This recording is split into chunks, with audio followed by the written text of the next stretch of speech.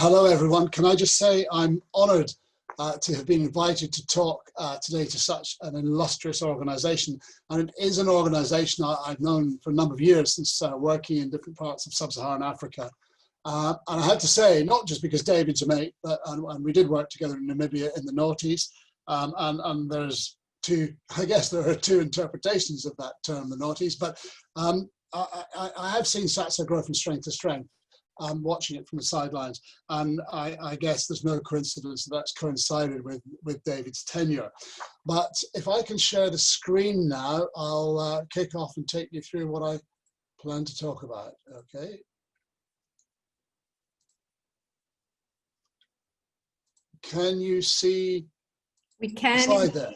We can indeed. You're good. Great, great. Well, thank you again. I called this under your Brave New World strapline, surfing the tsunami, because we are on this massive wave. It's taking us, we know not where, but we know with a considerable degree of certainty that it will break, and that when it does, it won't be pretty.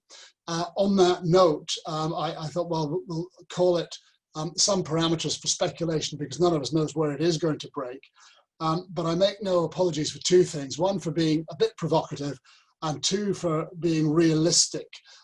Realistic, some may interpret as gloomy, but I do want to try, as we dig through this, and find some light, chinks of light at the end of the tunnel, because I doubt I'll be telling you very much that you don't know, because there's been enough, there's reams and reams of forests have been destroyed in commenting on COVID. So, here we are. This is me. I don't need to tell you anymore. You don't need to know more about me. David's told you, but I have worked all over the world. And what I thought I'd do today was go through what I'm calling the eyes on the world. Look at the impact on international tourism of COVID-19, implications for recovery, imperatives for action, an indicative timeline for recovery, and hopefully we can have a bit of informed discussion. One thing I do want to say is, move on to some assumptions, but at least we've moved on from this, which was a few months ago when the world was closed until further notice. But I want to just dispense with some assumptions. Firstly, that reopening means recovery. It doesn't, and that's something I want to talk through, because a lot of places have reopened, but they haven't recovered. It is uncertain. The first assumption is nobody really knows, so anything I say can well be held against me in the future. There will be no new normal. As far as I'm concerned, normal's just a setting on the washing machine, by which I mean we keep reading and hearing about the new normal. Well, nothing is normal. None of us are normal, never have been and never will. And the reason I fulminate against it so much is it tends to suggest that we've come from a static position of normality and we will soon get to a new position of normality, and no business can afford to think like that. It has to be flexible, nimble, and realize that the world is ever changing. The other thing that we hear a lot about is the traveler. Well, there is no such thing as a homogenous traveler. The homogenous travel is an illusion. We're all different. There are different types of people travel to different parts of the world and different parts of Southern Africa for different reasons, and that really needs to be recognized, I think. When tourism does reboot properly, I think we will see a number of different business models. People's desires for relaxation, getting away, for adventure, for the great outdoors will persist, but I think the means of satisfying them, partly because of safety issues, but also because they will have changed, may be different. And ultimately, the devil will be in the detail. As I said, everybody has different motivations, desires, and concerns, and we need to dig down to find out what are those like, and who are they that have them, that will travel to Southern Africa. And this is something that's been a bit of a shock. Tourism resilience will be tested like never before. Tourism has always been the fastest sector to recover after terrorism attacks, after conflict, after tsunamis, natural disasters. This time, unfortunately, I think it will be at the end of the queue. And the reason is because when you have an economic sector that requires people to move to create value, they will be the last to, that will be the last to move, because people will order food online and goods online, but if they have to move, they will be slower to do so. Now that's the gloomy bit. I'll continue with a bit of global gloom and then look a bit at the UK and come on to a bit more positive thinking. The critical issues though are, this is going to determine everything, the medical, epidemiological underlying factors. And I guess what we're going to see for the rest of this year is social distancing will be a priority, masks. There are all sorts of arguments all over the world about whether or not to wear them, but I think we'll see more and more of them. Hygiene measures will be critical, maybe temperature checks, although they're not reliable at airports. And there'll be arguments over that for the rest of the year, and who does it and who doesn't. I think the first next step in increasing consumer confidence, people's confidence to travel, will be effective testing, tracing, and isolating, TTI, which I think and I hope we might see in this country, in Britain, by the end of this year or next year. The government is doing it, but I think rather half-heartedly. But I think once people know they can travel and be tested, and people will be isolated if they are found positive, that could be a confidence booster. The big thing, the holy grail, of course, is the possibility of a vaccination, but I don't think that's likely to happen until 2022, because by the time it's been researched, tested, trialed, rolled out, and then people got inoculated, and how do you select who gets it?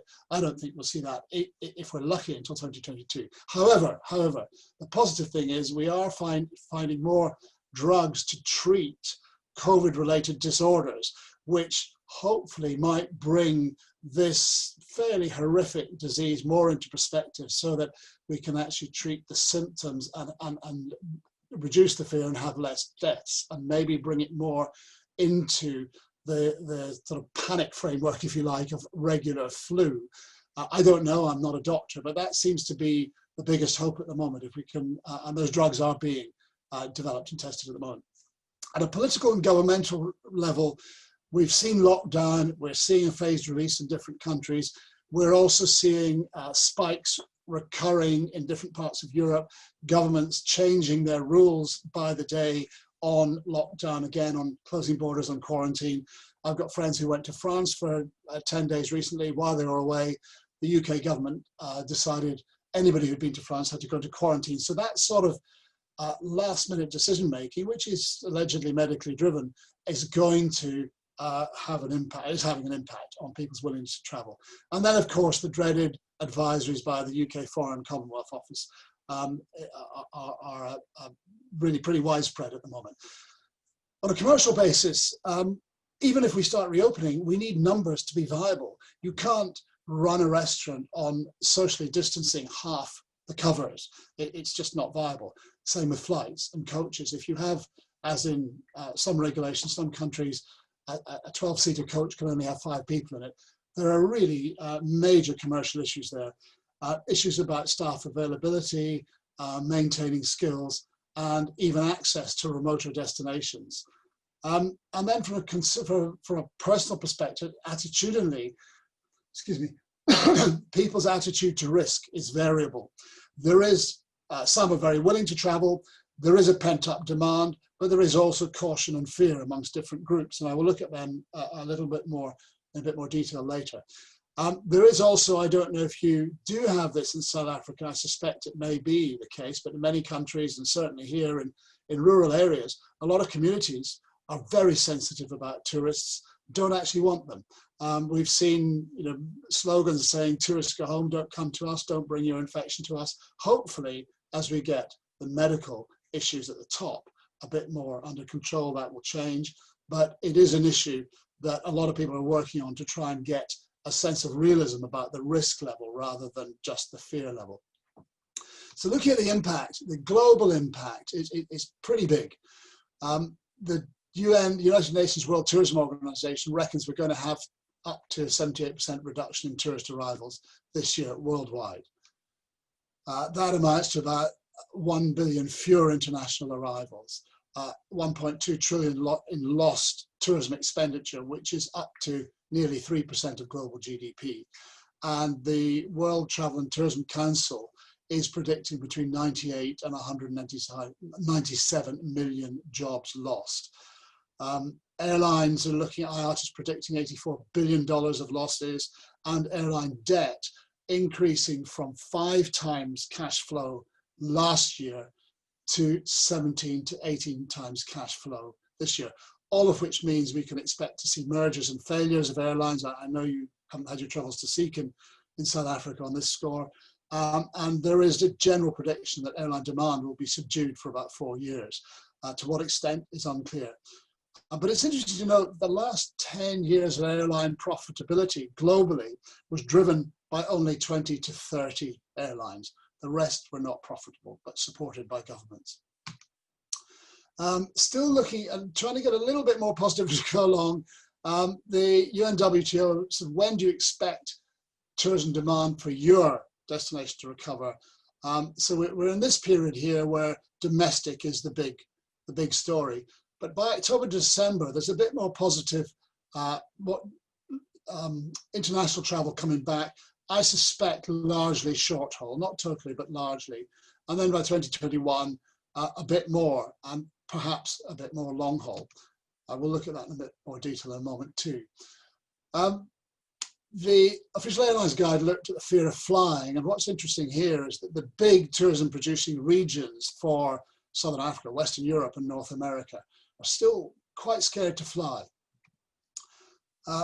When would you take a next international flight, they asked, but quite a lot of people, 56%, were saying, well, once the restrictions are lifted, which many have been, or by the end of the year. So that's getting a bit more positive. About 17% saying not until there's a vaccine in place, but about the same amount, a bit less, saying sometime in 2021. And the important thing is once people start flying short haul, which is what they will do, I think, before long haul and any volume, they will start to become more confident. Focusing down a bit more now on the UK, really for 2 reasons. One, because I know it's a major market for Southern Africa, but also it's where some of the most textured insights and detailed research has been undertaken. So looking at people's holiday intentions, this month, last week, this survey, which has been done monthly, looking at Brits, the average time before they were likely to travel would be 6 months, which takes them into March. Now, I stress that's average. There are many that I'll come on to that will travel before that, and there are some that won't. 8% are saying they travel by September, but I think that would have been higher a month ago because a lot of people have actually traveled in the last month. By the end of this year, 21% are saying they'll travel, and next year we're getting up there. 59%. About 5.5 months, they're saying before they'll fly, that's February, again average. Now, just before going to this, back in June, to contrast the overall UK with this interesting data from Scotland in relation to quarantine, 70% of Scots in June said they would shun foreign travel completely. It would be unlikely, 20%. Sorry, 70% would shun it completely, 20% it would be unlikely they'd travel. 63% would avoid Europe, 75% would avoid long haul. But most importantly, because this is changing by the week, most importantly, 80% said they'd avoid places where no hygiene reassurance was available. And that we'll see again in a minute. That's a major theme that's coming through from a lot of research. So what are the implications of all this? Well, for destinations and businesses, and this is the provocative bit, how much tourism infrastructure will survive? And we've all only got a few months, I reckon. Some of us only got a few months, unless we have a boom or government support. Will investors have the confidence to reinvest when they see what's happened to tourism this year? Will the supply chain remain? So on the one hand, we're talking about laundries and vehicles and access to places, to lodges, but also what about tent repairers and people like that? Hygiene measures, there's a cost both in terms of payroll, materials and time.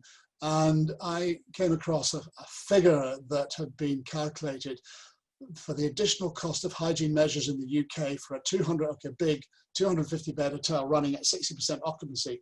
They reckoned the extra cost of hygiene measures was £50,000 a year. There's a cost to social distancing. There are issues about how well it's enforced, and obviously liability issues around insurance costs. Interesting to see what some people have done to do with reassurance. Singapore was one of the first to come up with Singapore Clean, and they are actually testing, cleaning. They have a mark for a COVID clean hotel or accommodation. A lot of other people, a lot of other countries have followed that example. But it's interesting that this is now becoming, for the first time ever, part of the marketing message. Before, I do a lot of work for countries in crisis recovery, from Rwanda to Bosnia to Northern Ireland. And the one thing I always say is, don't mention the war, don't mention the problem. Well, I think this time we do have to reassure people, and it has to be subtly part of the marketing message. The big thing that is variable worldwide is clarity of government regulations about what is required, and guidance to businesses. If anybody wants to see good guidance to businesses on reopening, I would suggest you look at Ireland's, Fáilte Ireland's guidance. Greece and Spain have been pretty good too. And as I say, reassurance now is part of the marketing message, is that you can't really say we're safe because that's a bit brutal, but getting that message across subtly is going to be paramount, I think, particularly for accommodation as well as destinations. And then the idea that nobody wants to touch anything. We move rapidly into the tech world from cashless payments, contactless payments, no use of cash. I've got pound notes in my, or 20 pound notes in my wallet that have been sitting there since March. And before you say, well, that's because you're Scottish, Tom, it is because everything's gone cashless. Nobody wants to take and handle money anymore, and consumers don't want to do that either. Self-check-in, check-out, I think we're going to see being de rigueur. Many more apps about providing information and signage for booking, for food orders, for directions. In Abu Dhabi, lifts are voice activated. The Eurostar has now got facial recognition cameras, so you don't have to touch your passport or boarding card. Or so that border guards don't. From the visitor perspective, will people, and when will they have the confidence to travel? Where will they go? How far will they go? What mode of travel will they use? What type of accommodation and visitor experience will they be looking for? How important will safety be as part of the quality reassurance? I think I partly answered that question. How will they travel? What kind of party size? And I am going to try and answer these questions in a minute. Space versus crowds, rural versus urban, cities. We're seeing cities being avoided a lot by people because of crowding in favor of the countryside. The massive impulse bookings where people jumped on a Ryanair flight to places they'd never heard of just because it was going.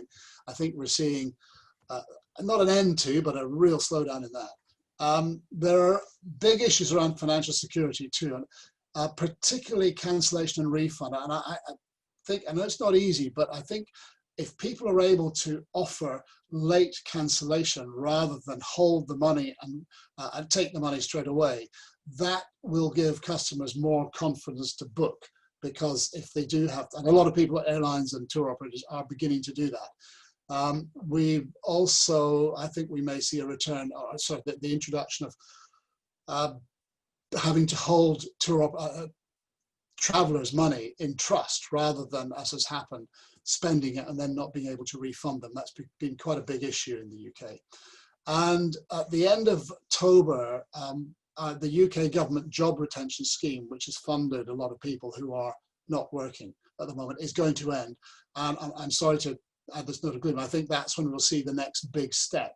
And I do think we'll see a continuation of recession or depression there, because a lot of people will be put out of work. A lot will go back, but I think we will see a change. And then the cost of insurance. Can visitors get insurance? Insurance companies were not very clever initially, but many more are now offering COVID insurance. So those are some of the issues. So who will be the winners and losers? Now, this is just very general, but staycations at home versus international travel, they're winning. It's not saying what's in red isn't happening. It's just the volume will be in the blue bits. Rural areas will win, and nature will win over cities. outdoors versus indoors, so particularly outdoor attractions versus indoor attractions. Self-catering and camper vans, we've seen quite an increase in that because people can control the environment and social distancing, which is less possible in serviced accommodation. And sadly, from an environmental point of view, we've seen a reversion to people using the car rather than public transport or train and coach for the same reasons. Implications there, I guess, for car rental too. And then on tech issues, video streaming versus theatres and cinemas, online consumption of culture rather than attending festivals and events. And this is an example of the trend towards online meetings versus business travel. Possibly an increase in couples, friends, and multi-generational travel. We saw that after 9/11, when there was a sort of sentimental desire to get close to your family again, and that may have an impact on group and cruise travel. And I put this in only because of the language, but I came across this recently. But I think it is an interesting hyper-local deep travel versus Instagram destination snacking. In other words, spending more time traveling more slowly in one place, which has always been a strength of Southern Africa. So I think that's really what people wanted to spend time in a place and get under the skin. But what about conferences? If business travel, all those meetings that we never wanted to go to, fortunately, we're not having to now because of Zoom. But I think the human desire for contact and networking will come back. So I think conferences, they may not come back 80, 90%, but I think we'll see conferences in 2021, 22 returning, possibly 60, 65%. I don't know, it's a finger in the air, but I do think the desire for human contact will make them come back, which to a faster extent than business travel. Prices, I think all these things inevitably will mean a hike in prices. It means travel will be more expensive. And what about disposable income? Well, there are two sides to this. One, we're facing a longer recession or depression, so there may be more people out of work in many countries. But certainly in the big cities, a lot of people have saved money on commuting, on childcare, and things like that. So it's a double-edged sword. This is a piece of research that was done this month by a travel insurance company. So it is partial, but nevertheless, it's kind of interesting to give you an insight into what people think is important in the UK when it comes to traveling safely. The first thing was picking a destination based on its reputation in terms of COVID safety. Secondly, the risk of our country going back into lockdown, social distancing on flights. There's not a lot any destination can do about that. People are worried about that. Good insurance cover. And here's the thing that you can do, the state of the health service in the country that people are visiting.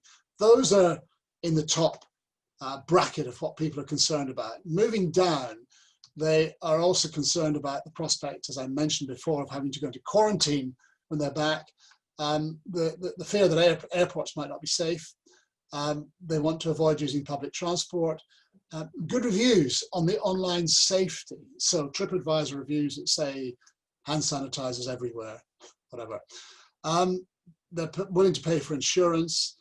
This is important too, I think, the track record of the country for the medical conditions the person has.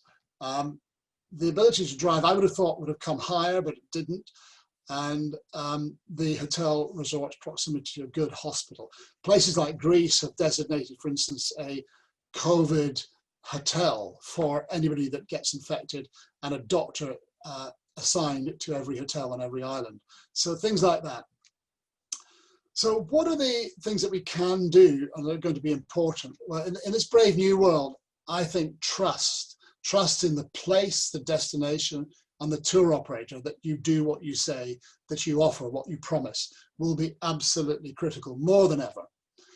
Reassurance about the safety, health, and hygiene arrangements will be critical. But as I say, I think it has to be very subtle. Public relations, social media.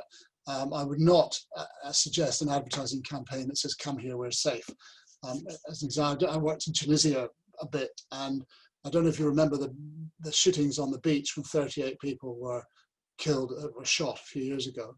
And some months later, the government had put in lots of military protection and others, and the tourism minister said, "We are now perfectly safe." lost all credibility because nowhere ever can be. So it's a subtle, I'm making heavy weather of this because I think it's really important, but it's also really important that it's communicated very subtly. Advanced booking is going to be much more important. Now, of course, you've always had it for accommodation and airlines and things, but I think for visitor attractions and museums. But the good side of that is, if you advance book a busy visitor attraction or museum, you have the certainty of getting in.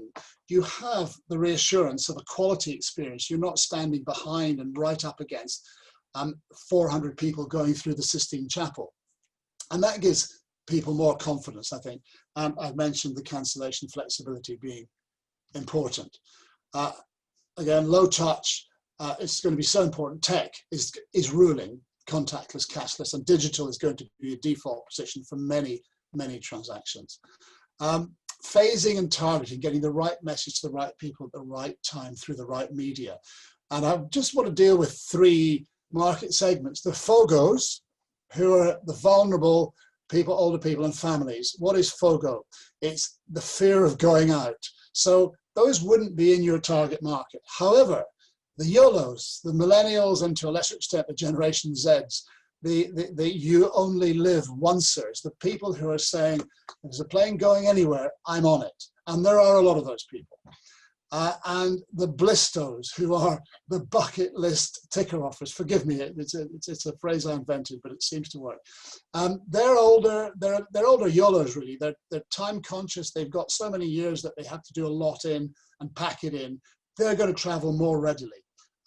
Maybe not quite as readily as the YOLOs, but those are the mindsets that I think we need to be looking at. They're looking for value for time, because they're going to spend a lot of time and hassle getting to their destinations. So they're not going to do so many short breaks. When they get away, they want real value for, I don't mean cheap, I mean good experiences and good value. And we're seeing, as I say, a lot of insights saying safety and hygiene is more important than price. The experience needs to be worth it. And all communication, I mean, it's a rule of communication, but more than ever, need to be absolutely authentic, relevant, and honest. And we're seeing much greater desire for sustainability, which you deliver very well in much of Southern Africa. So destinations need to be managed well and sustainably. So just getting a bit closer to home, here I just try to think, what are the opportunities for Southern Africa, given, my apologies, given that gloom and doom? Well, you're a pretty familiar destination for a lot of people, and that inspires trust. So that's great. I think that you should be focusing on loyal, repeat visitors, and because a lot of the people who travel to Africa and Southern Africa are pretty resilient people. They're not the FOGOs. They're not the people who are going to be quite as concerned as others. So you'll have a higher proportion of those people in your market. When I worked in parts of Southern Africa, Mozambique, South Africa, and Namibia and elsewhere, we saw some years ago a trend towards multi-generational travel, the parents, grandparents, and children. I suspect, for the sentimental reasons that I talked about, we might see a bit more of that, and you have very good product for that. The YOLOs and the blisters, the you only live oncers, and the bucket list ticker offers, I think they're also in your market. Largely, I would say you have a good reputation for a healthcare system, so that's in your favor, in spite of the fact a couple of weeks ago we had a news report on what was billed as the collapse of the healthcare system in the Eastern Cape. But I think generally you have a reputation for good healthcare. You have a good established outbound trade network that's been built up over the years in key world markets. And you have a lot of space. You have a lot of access to nature, which is what people are looking for. And a low population density, which makes social distancing easy. And don't forget, previous visitors are your best ambassadors. They will tell people there's no need to worry. It's a great place. You can socially distance. They'll look after you. So finally, a quick summary of what's an indicative timeline. Well, this year, 2020, I'm characterizing as release from lockdown, when people have been using coming up with alternative opportunities to monetize virtual experiences such as virtual tours, staycations, and a little bit of short haul travel. Next year, if we get tracking, tracing, and isolating in place, I think we'll see a return in visitor confidence, still a social distancing hangover. Theatres may reopen, cinemas, they're already reopening, but very, very sparsely, and an increase in short-haul international travel. By 2022, hopefully we may be closer to a vaccination or better therapeutic drugs. I think that's when we'll see long haul start to re-boom. And I say re-boom because it will still be there before then, but it won't be there in great volume. I think we'll see a return to conferences, festivals and events, and sporting events where stadiums can be pretty well filled. Now, just my thoughts, open to discussion. There are the concerns about a possible second wave, or more likely, local spikes, which will mean we have to live with this disease. There will be temporary restrictions from time to time, which doesn't make it easy to plan, but I suspect that'll be the characterization of the next year.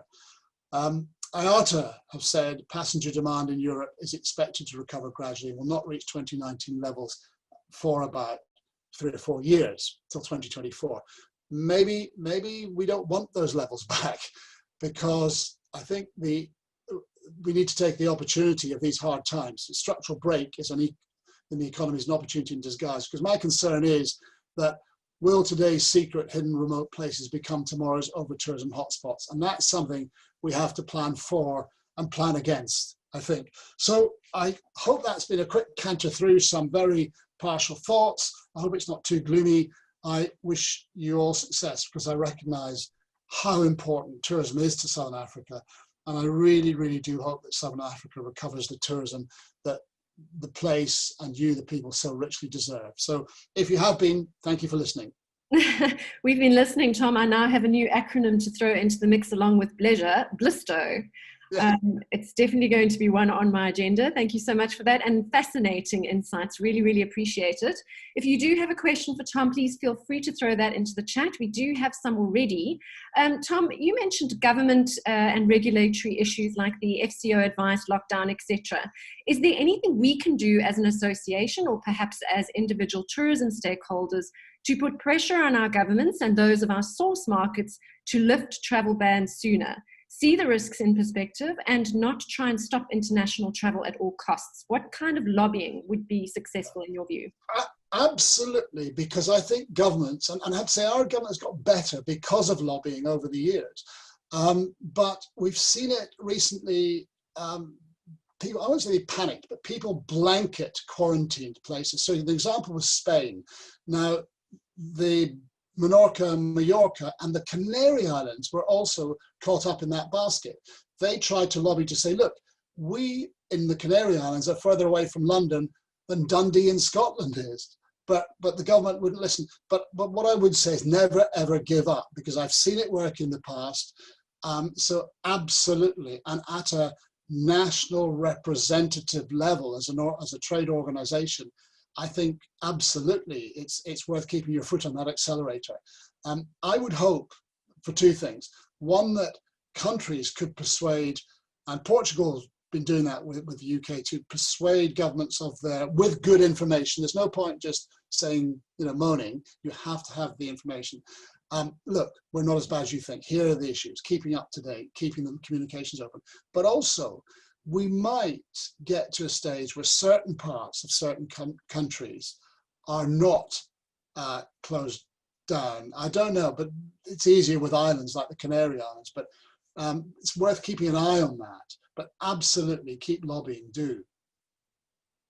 As I'm hearing you say, as a collective, that's much stronger than obviously doing it from an individual stakeholder perspective.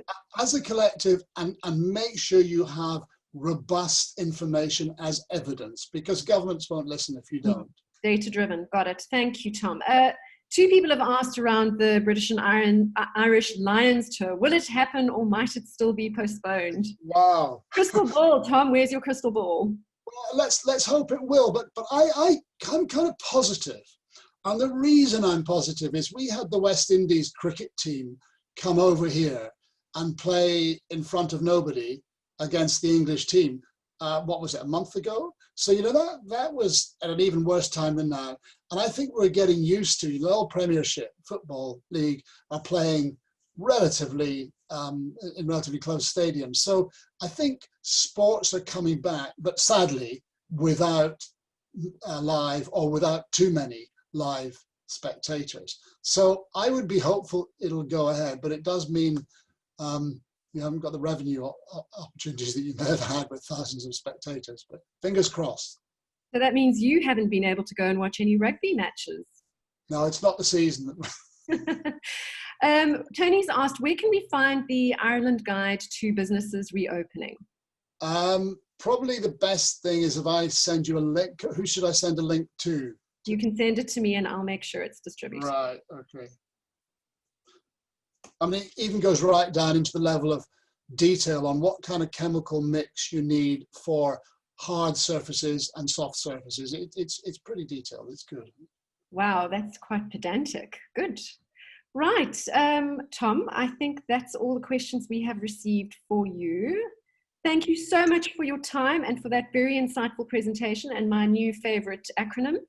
Appreciate it. We're getting lots of thumbs up for what you've just presented to us, and we hope to see you on our screen again, and hopefully at next year's conference, which might actually be face-to-face. That would be fabulous, and if only it would coincide with the Lions tour.